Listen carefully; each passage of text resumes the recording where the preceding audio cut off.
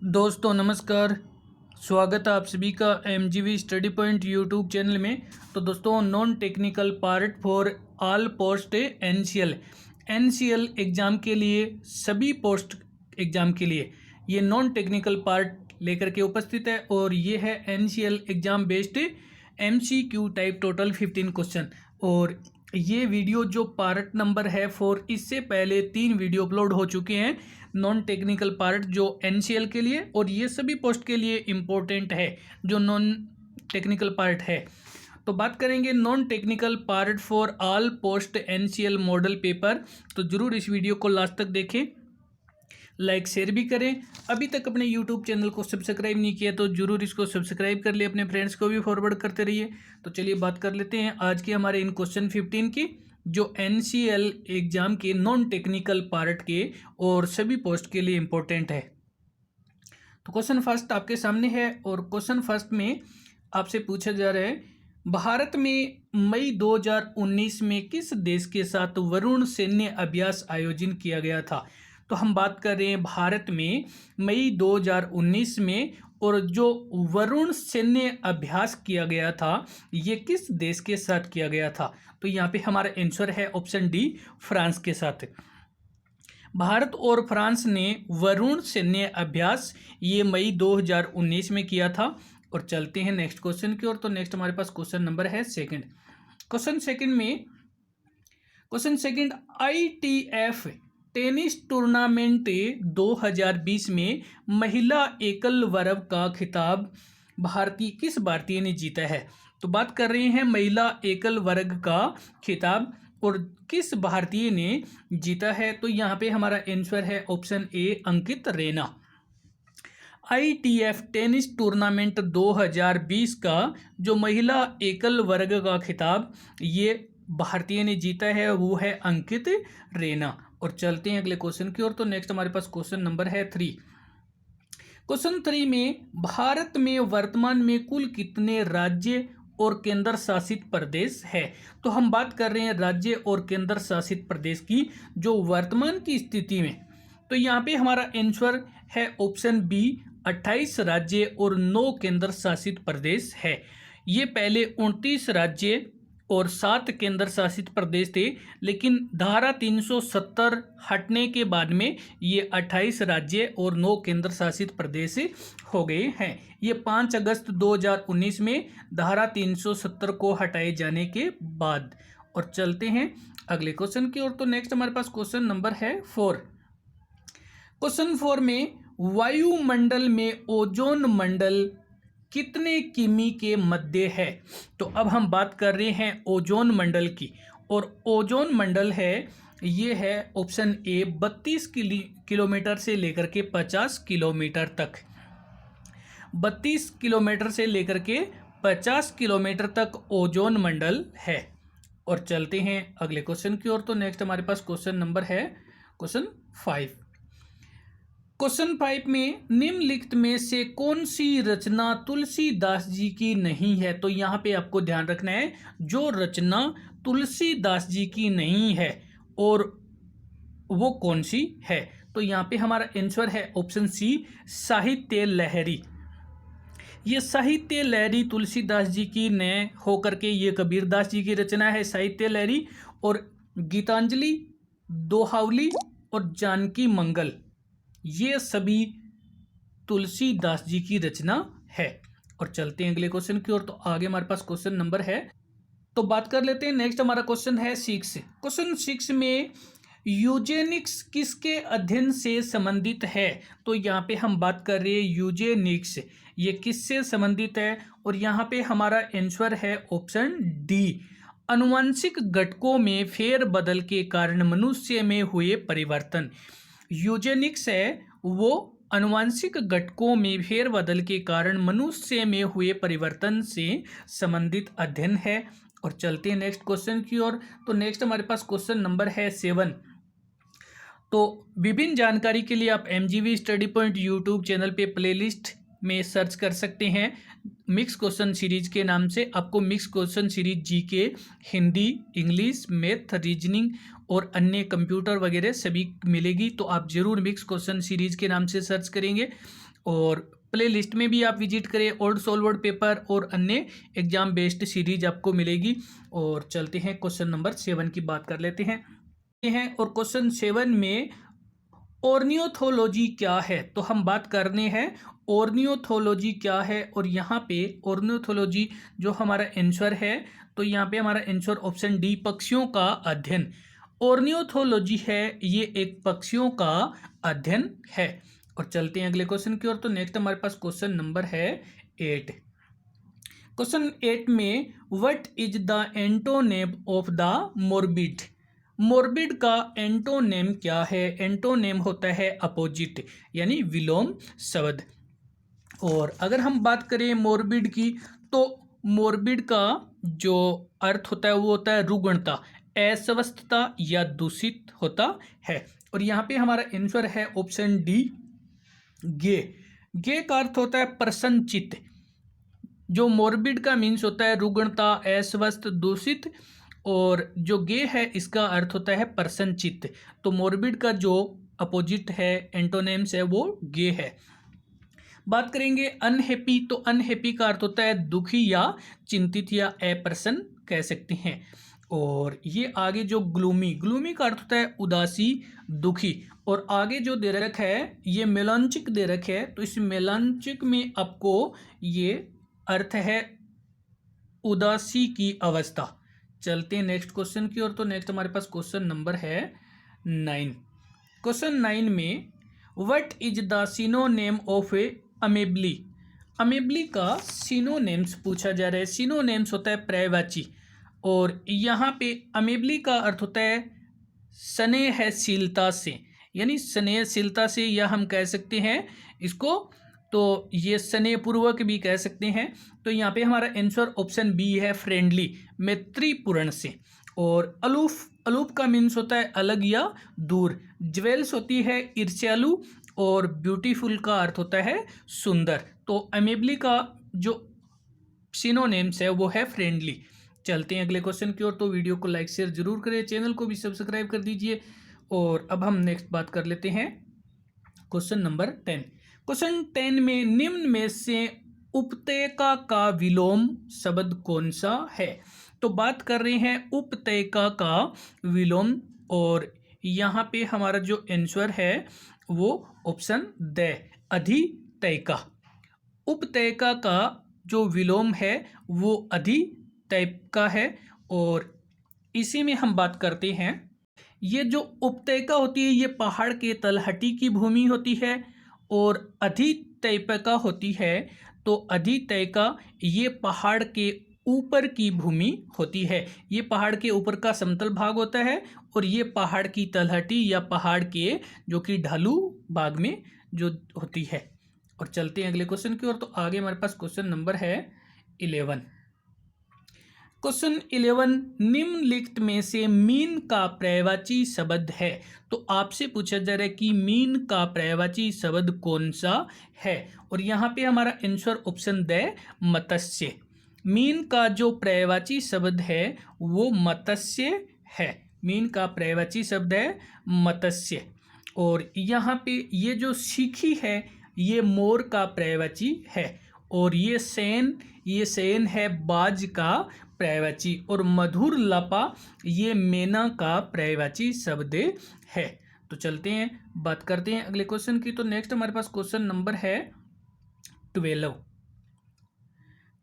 Question 12 में विश्व cancer दिवस 2020 की मुख्य थीम क्या है। तो बात कर रहे हैं विश्व कैंसर दिवस 2020 की मुख्य थीम, और यहाँ पे हमारा आंसर ऑप्शन सी करेक्ट है, I am and I will. मैं हूँ और मैं रहूँगा। विश्व कैंसर दिवस 2020 की जो मुख्य थीम है, I am and I will, मैं हूँ और मैं रहूँगा। ये क्वेश्चन जो विश्व कैंसर दिवस 2020 की मुख्य थीम है। चलते हैं अगले क्वेश्चन की ओर। तो नेक्स्ट हमारे पास क्वेश्चन नंबर है 13, और बात कर रहे हैं क्वेश्चन 13 में। तो यहाँ पे आपसे पूछा जा रहा है कि क्वेश्चन 13 में किसी वस्तु को 15% लाभ की बजाय 35% लाभ पर बेचने से 205 रुपये अधिक प्राप्त होता है तो उस वस्तु का क्रय मूल्य ज्ञात कीजिए। तो सबसे पहले तो हम यहाँ पे देखते हैं कि कोई भी वस्तु है, उस वस्तु को आप 15% लाभ में न बेच करके 35% लाभ में बेचे तो आपको प्राप्त होने वाली राशि बढ़ करके 205 रुपये हो जाती है। कि पहले तो आपको 205 रुपये कम प्राप्त होता है और अब अधिक प्राप्त होगा, तो इसका क्रय मूल्य क्या था। तो इसको हम सोल्व करेंगे तो यहाँ पे हमारे पास ज्ञात करना है क्रय मूल्य। और जब क्रय मूल्य ज्ञात करते हैं तो एक तो जो राशि का अंतर, यानी पहले आपको राशि कम प्राप्त हो रही थी, अब राशि ज़्यादा प्राप्त हो रही है, तो अंतर, राशि का अंतर और बटे में आपको ए ये प्लस या माइनस बी करना है। प्लस या माइनस बी आपको तब करना है जब आपको लाभ प्राप्त हो रहा है तो घटाना है, हानि प्राप्त हो रही है तो घटानी है, लेकिन एक बार लाभ या एक बार हानि होती है तब आपको जोड़ना है। और आपको गुणा में करना है 100, गुणा में 100 करना है। अब यहाँ पे राशि का जो अंतर आ रहा है वो राशि का अंतर आपको आ रहा है 205 रुपये आपको अधिक प्राप्त होते हैं। और बटे में आपको क्या करना है, उसमें से जोड़ना घटाना है। तो यहाँ पे पहले आपको क्या करना है 35, और 35 में से माइनस करेंगे 15। अब माइनस और प्लस आपको समझ में आ गए होंगे कि जब दोनों तरफ लाभ हो रहे हैं या दोनों तरफ हानि हो रही है तब तो आपको घटाना है, यानी जब दोनों सेम हो। और जब दोनों सेम ना हो या अलग अलग हो, जैसे हानि या लाभ हो रही है या लाभ हो या हानि हो रही है, तब आपको जोड़ना है और गुणा करना है 100 से। इस प्रोसेस को करेंगे तो 35 में से 15 घटा देंगे तो ये हमारे पास हो जाएगा 205, और बटे में यहाँ हमारे पास ये 20 हो गया, और गुणा में 100 कि 35 में से 15 घटाने पर हमारे पास बचता है 20, और इस 20 से इस 100 को कट करते हैं तो ये हमारे पास आ जाता है 5, ये 5 आ जाता है। और इस 5 को जब 205 से गुना किया जाता है तो ये हमारे पास आ जाता है 1025 रुपये। तो अब आपसे पूछा जा रहा था क्रय मूल्य कि उसका क्रय मूल्य क्या है, तो क्रय मूल्य है 1025 रुपये। 1025 रुपये उसका क्रय मूल्य जो यहाँ पे हमारे पास आंसर सी में दे रखा है, आंसर सी 1025 रुपये। तो आपको क्या करना है, पहले तो दोनों का अंतर यानी दोनों राशि का अंतर, क्योंकि अब आप 205 रुपये अधिक मिल रहे हैं, पहले ये कम थे, तो 205 बटे में दोनों का अंतर या प्लस, या तो आपको जोड़ना है या माइनस करना, वो आपको समझ आ गया, और इंटू 100 से करना है। अब हम चलते हैं, बात करते हैं क्वेश्चन 14। क्वेश्चन 14 में एक दुकानदार ने 10 रुपये में 7 की दर से केले खरीदे और उन्हें 40% लाभ पर बेच दिया, तो बताओ ग्राहक को 10 रुपये में कितने केले प्राप्त हुआ। कि एक दुकानदार ने क्या किया, 10 रुपये की दर से 10 रुपये में 7 की दर से केले खरीद लिए और 40% लाभ प्राप्त करके दुकानदार ने केले बेचे। तो एक ग्राहक ने 10 रुपये के केले खरीदे हैं, तो बताओ वह कितने केले ले पाएगा। तो यहाँ पे सबसे पहले तो हम देखेंगे कि सबसे पहले जो कि क्रय मूल्य, अब क्रय मूल्य है दुकानदार का, यानी दुकानदार ने जो खरीदे हैं, तो ये दुकानदार ने खरीदे हैं क्रय मूल्य, और क्रय मूल्य जो कि दुकानदार ने खरीदे है 10/7, यानी 10 रुपये के 7 केले, तो 10/7 के हिसाब से खरीदा है। और अब वो करेगा विक्रय मूल्य, तो विक्रय मूल्य करने के लिए वो करता है कि लाभ कमाना चाहता है 40%, तो ये 140 और बटे में जो 100 और गुणा जो कि इसका क्रय मूल्य। तो इस प्रकार 1 0 से तो 1 0 कट कर दिया, 1 0 से 1 0 कट कर दिया, और ये हो गया 7 जो 2 7 14।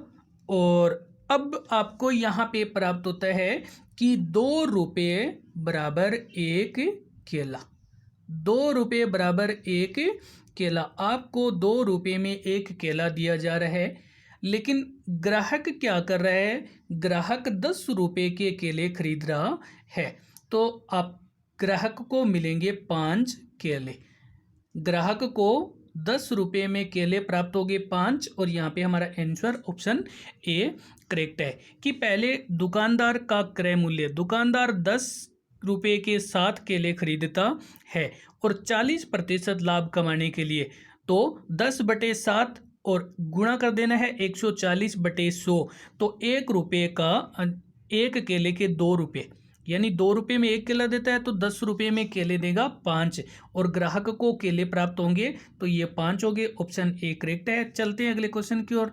तो आगे हमारे पास क्वेश्चन नंबर है 15। क्वेश्चन 15 में राम श्याम का भाई है, महेश राम का पिता है, जतिन पूनम का भाई है और पूनम श्याम की पुत्री है, तो बताओ जतिन का चाचा कौन है। तो सबसे पहले तो हम देखेंगे कि इसमें आपको बताया जा रहा है कि ये जो श्याम है, ये श्याम, और ये भाई है राम का, तो यहाँ पे हमने लिख दिया ये दोनों भाई। अब आगे आपको ये बताया जा रहा है कि महेश राम का पिता है, तो यहाँ पे लिखा है हमने महेश, ये महेश है, ये पिता है राम का, ये महेश पिता हो गया राम का। अब आगे आपको ये बताया जा रहा है कि राम का पिता है, जतिन पूनम का भाई है, तो यहाँ पे हमने लिख दिया पूनम और यहाँ पे हमने लिख दिया जतिन।